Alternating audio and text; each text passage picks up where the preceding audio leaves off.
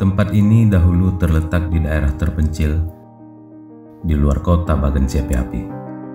Sekarang telah berada di sudut kota karena perkembangan Bagansi Api-Api.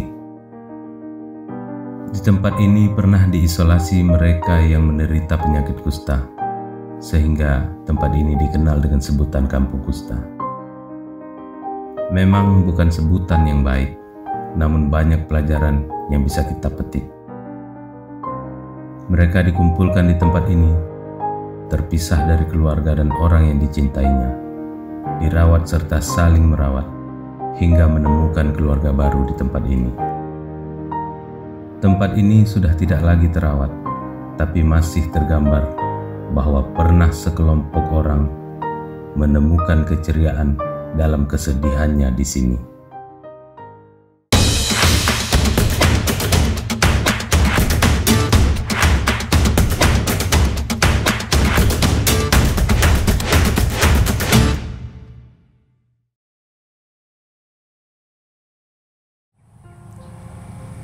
Assalamualaikum warahmatullahi wabarakatuh. Selamat sore, salam sejahtera. Selamat datang di Cerita FM. Kali ini kami berada di suatu tempat yang puluhan tahun yang lalu pernah terjadi di sini sebuah kegiatan sosial, di mana pada saat itu tempat ini dijadikan penampungan saudara-saudara kita yang dititipkan oleh Yang Maha Kuasa sebuah penyakit yang sekarang kita kenal dengan sebutan kusta. Di sini, di tempat ini dikelola oleh sebuah yayasan yang bertujuan untuk membantu pemulihan, pengobatan saudara-saudara kita tersebut. Sore ini bersama kita hadir Bapak Simbolon. Selamat sore, Pak. Selamat sore. Dengan rela hati menyambut kami di sini. Sangat santai situasinya di sini, tenang. Kami pun terima kasih kembali sudah dipersilakan masuk, Pak. Iya, terima Walaupun sebenarnya kalau masyarakat lihat di sini tempat ini seperti ditinggalkan. Iya. Tapi memiliki cerita yang mungkin menarik untuk kita sampaikan sore hari ini, Pak. Tempat ini dikelola oleh yayasan apa? Lebih tepatnya gereja langsung, Pak. Gereja, bukan yayasan. Bukan ya, yayasan. Gereja Katolik. Gereja Katolik yang ada di Bagansi Api-Api. Mulai tahun berapa tempat ini dibangun? Baik, terima kasih. Ya. Kalau pembangunan tempat ini dimulai pada tahun 1938. 1938. Ya. Awalnya memang pemerintah Hindia Belanda yang meminta kepada seorang pastor supaya mendirikan sekolah di Bagansi Api-Api. Dan dari negeri Belanda diutuslah 4 orang suster. Tujuannya adalah untuk mendirikan sekolah. Yang disebut nama sekolahnya itu adalah HCS, Hindia Chinese School. Dari negeri Belanda datanglah 4 orang suster. Yang pertama namanya Suster Moeder Kostika Mas. Dia seorang perawat. Yang kedua namanya Suster Maris Laurentia. Yang ketiga Suster Hammerilsnek. Yang keempat Suster Margareta Pisnapels. Semuanya ini dengan keilmuan apa ini, Pak? Umumnya tenaga pendidik, karena tujuannya untuk mendirikan sekolah. Tapi yang satu tadi itu ada kebetulan satu perawat di dalamnya. Baik. Nah, terus dari negeri Belanda oleh Suster Theodora Slite diutuslah pada tanggal 7 Maret tahun 1928 dan mereka naik kapal, tibalah di Medan pada tanggal 30 Maret tahun 1928 naik kapal KMP Kalmora. Nah, dengan gigihnya suster ini untuk mendirikan sekolah, pada tanggal 28 April 1928, berarti hanya 1 bulan, ya, sudah berdiri sekolah yang jumlah siswanya 27 orang. Suster-suster itu pelayanannya tidak terfokus di sekolah karena mereka melihat ternyata di Bagansi Api-Api banyak orang kusta. di mana orang kusta itu ditempatkan di gubuk-gubuk yang terpencil yang jauh dari rumah keluarganya. Dan gubuk itu pun bukan satu, beberapa gubuk sesuai dengan keluarga. Misalnya keluarga A ada penyakitan, buat gubuknya. Berserak. Di sekeliling Keluarga B ada yang penyakitan, buat gubuknya. Jadi oleh suster melayani orang kusta ini sangat sulit. Lalu mereka ingin sebuah tempat supaya pelayanannya terpadu. Maka dimintalah tenaga tambahan dari negeri Belanda. Nah, ternyata permintaan itu dikabulkan pada bulan Februari tahun 1938. Dikirimlah 2 orang suster dari negeri Belanda yang betul-betul tenaga perawat. Ini dua-duanya sudah tenaga perawat, bukan lagi untuk pendidik. Yang nama suster itu adalah pertama Suster Bonifacia Peters dan Suster Rindulpa Jensen. Masih tercatat semua, Pak? Masih tercatat. Setelah mereka ini datang, suster pun meminta supaya dibelikan tanah untuk mendirikan bangunan tempat pelayanan terpadu untuk para penderita penyakit kusta. Dari semua kalangan? Dari semua kalangan, siapa saja boleh masuk di perawatan itu. Dan ternyata permintaan itu dikabulkan dan dapatlah tempat ini. Inilah tempatnya. Ini kan kita melihat ada beberapa bangunan nih, Pak. Iya, dan langsunglah dibangun 2 barak, istilahnya barak disebut 2 barak, yang satu untuk pria, yang satu untuk wanita. Inilah dia bangunan yang dibangun itu. Sambil kita lihat ke situ boleh? Ayo, mari sambil kita jalan melihat, walaupun sudah agak tertinggal, kita lihatlah.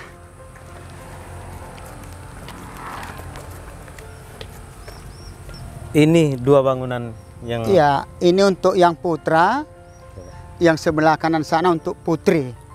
Berapa orang waktu itu pertama kali?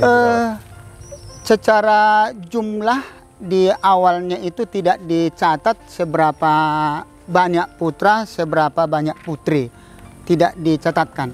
Nah, awalnya begini, pada tahun 1938 dibangun tempat ini, tetapi kalau puncak jumlah yang terbanyak di sini malah tahun 1942. 1942 yang dirawat mencapai 60 orang.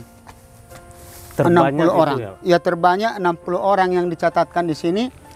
Dan yang menarik, suster-suster itu bukan sekedar merawat mereka, tetapi mereka juga diajari bagaimana merawat temannya. Jadi suster itu mengajari sesama penderita itu cara membalut luka, membersihkan luka, sehingga ada kalanya tanpa suster datang, sesama mereka bisa saling membantu. Jadi mereka juga dididik untuk bagaimana merawat orang kusta, apalagi pendatang baru dia. Baik. Nah, itu yang mereka lakukan di sini. Jadi ini tempat pria, Pak, ya? Ya, ini tempat pria, udah usang setelah tertinggal. Iya, ini kayaknya jaringan listriknya habis dibongkar orang. Jaringan listriknya diambil, di dalam juga sudah diambil juga jaringan-jaringan listriknya itu.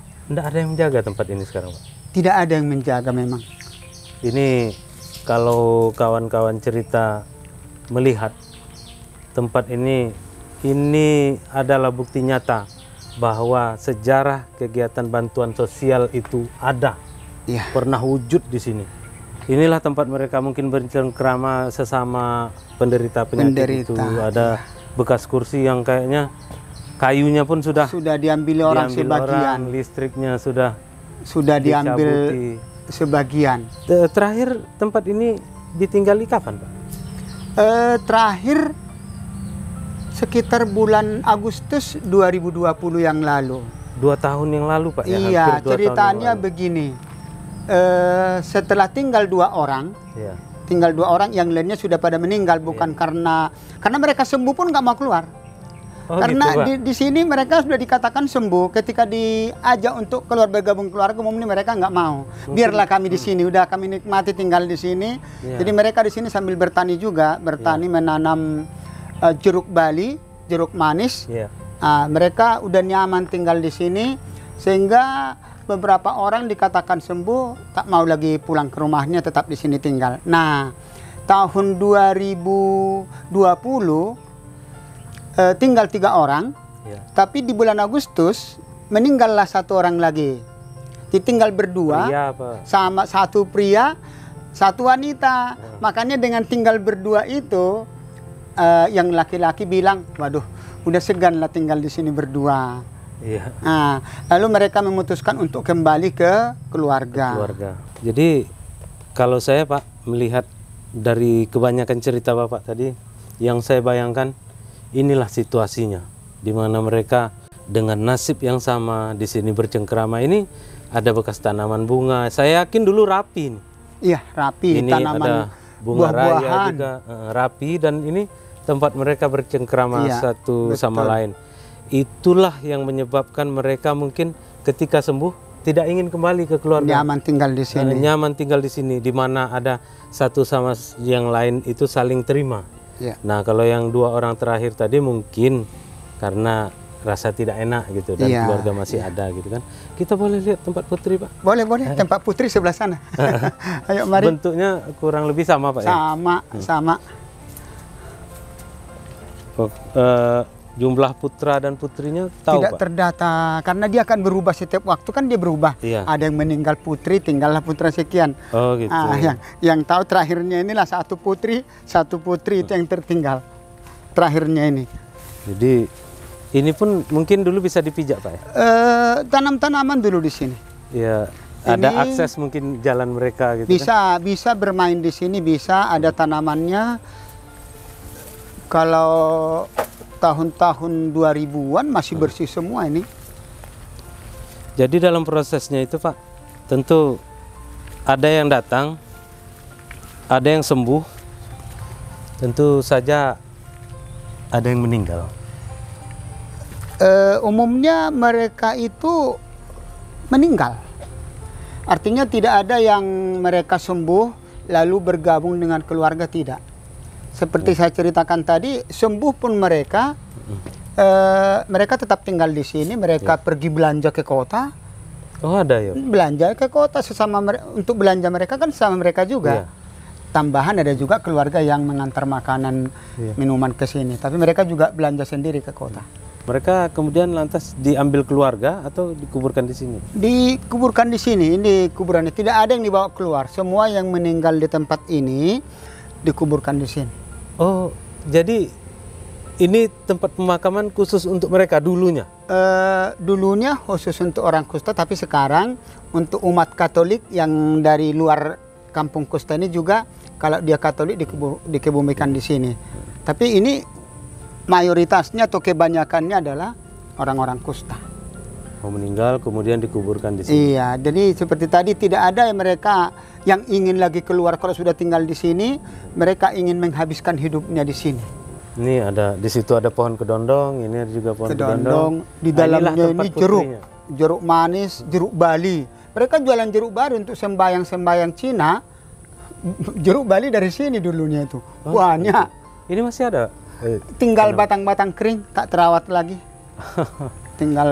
Tinggal kenangan lah semua itu jeruknya itu. Cuma yang kita sayangkan, pernah dulu sekitar tahun 1997, 98 masih ada orang luar yang tega datang ke tempat ini minta uang sama orang Kusta ini. Karena mereka tahu ada uangnya dari hasil penjualan buah-buahan. Datang dari luar ancaman pisau, Pak. Kasih uang enggak. Orang Kusta ini ketakutan, apapun uangnya dikasihkan. Dari mana kita tahu? Ketika kita datang ke sini gotong royong membersihkan tempat ini, mereka mengadu dengan menangis, Pak, kemarin datang orang mengancam kami bawa pisau.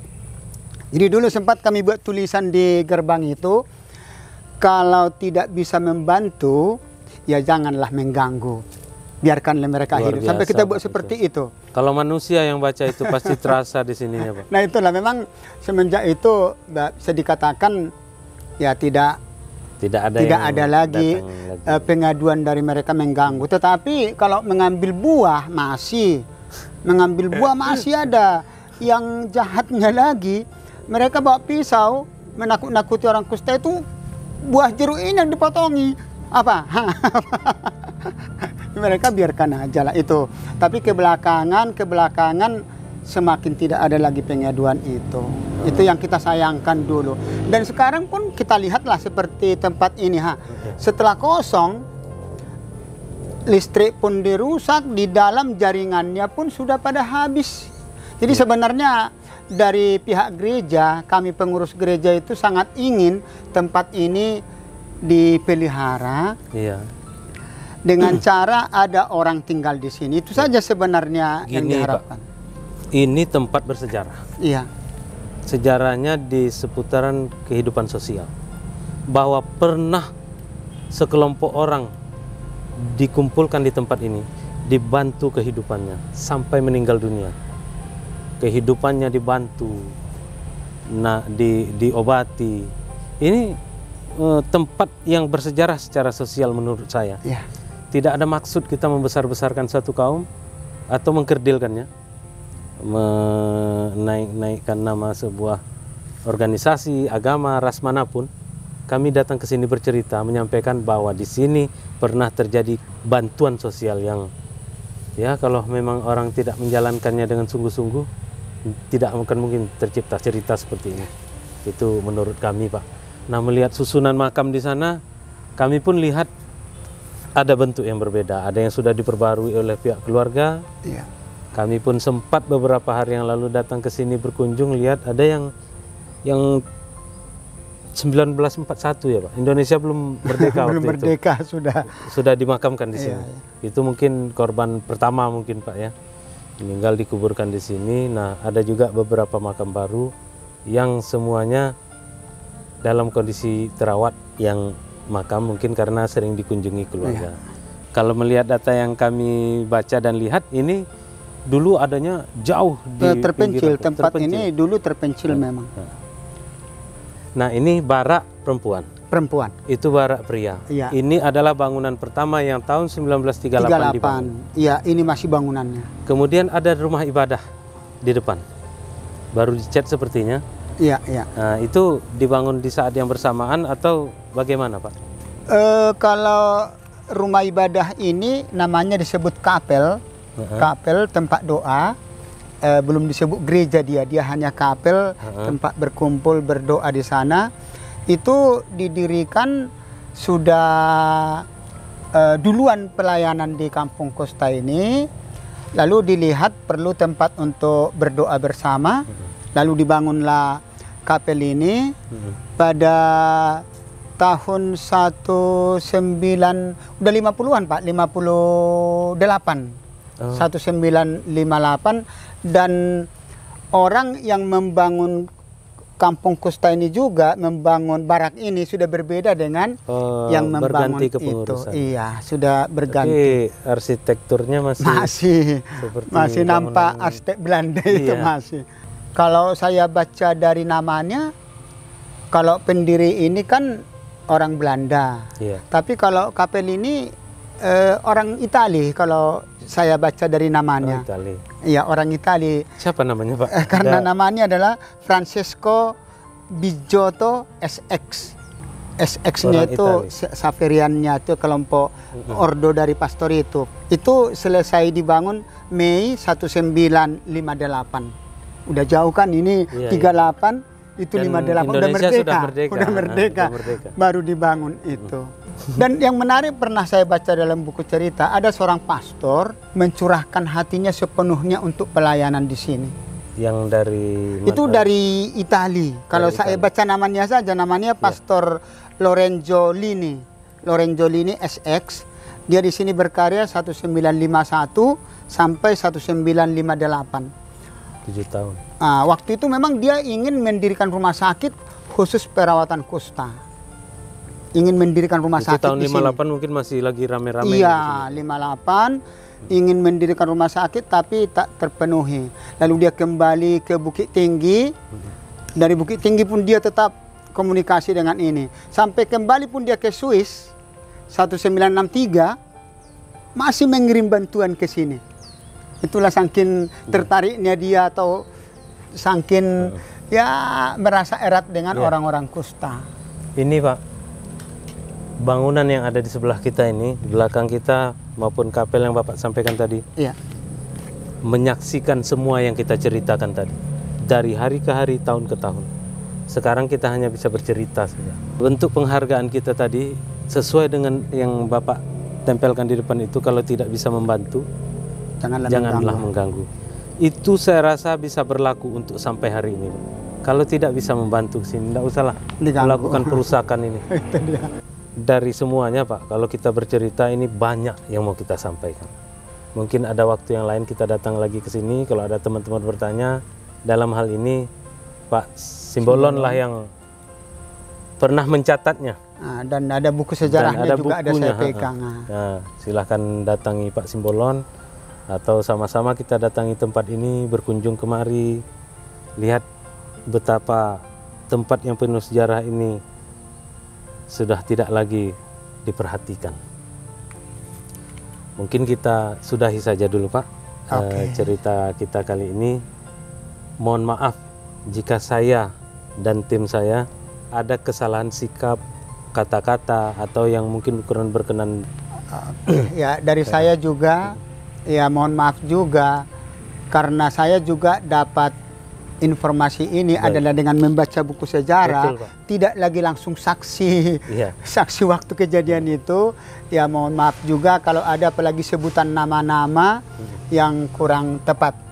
Ya hanya satu hal Pak yang kami rindukan sebenarnya, bagaimanalah merawat ini supaya tetap lestari, supaya ada saksi bahwa di tempat inilah diselesaikan penyakit kusta di Bagan Siapi Api. Jadi perlu dicatat bahwa inilah saksi penyelesaian semuanya penyakit kusta itu. Betul. Itu dalam hati kami bagaimanalah untuk melestarikan ini supaya bicara juga bangunan ini kepada generasi berikutnya. Di situ Pak. Bentuk penghargaan kita terhadap tempat-tempat bersejarah ini kan menjaganya Pak. Iya. Kalau ini jauh dari bentuk terjaga ya kan. Iya. Ya mungkin kami mewakili masyarakat Bagan Siapi Api Pak, mengucapkan terima kasih. Kalau belum ada yang menyampaikannya, kami mewakili mengucapkan terima kasih atas apa yang Bapak dan yayasan Bapak lakukan, Yang terhadap gereja lakukan ya. yang gereja lakukan terhadap masyarakat Bagan Siapi Api. Kan tidak harus kelompok tertentu yang dirawat di sini. Tidak semua Baik. yang berpenyakit kusta semua ditampung di sini. Bahkan belakangan ini kenanya di Pulau Jawa pun datang ke Bagan Siapi Api dirawat di sini juga. Pernah. Udah penyakitan dari Pulau Jawa datang ke Bagan Siapi Api dengan sadar diri langsung melapor, saya menderita penyakit kusta, saya mau tinggal di sana. Boleh. Sampai sekarang masih berlaku Pak? Kalau sekarang ini udah sulit karena sudah kosong, udah sempat kosong. Kalau sekitar 5 tahun yang lalu dirawat masih di sini. Ya, itu sekali lagi saya ucapkan terima kasih mewakili masyarakat Kota Bagan Siapi Api yang mungkin ada segelintir orang saja yang mungkin tidak menghargai keberadaan tempat ini adalah sifatnya membantu, bukan mengganggu. Iya, sedikit segelintir mengganggu, tapi ya banyak yang membantu kok. Banyak membantu, sangat-sangat banyak membantu juga. Baik, dari kami berdua mungkin ceritanya untuk sore ini sampai di situ saja. Mohon maaf atas segala kesalahan kami. Demikian, terima kasih. Assalamualaikum warahmatullahi wabarakatuh.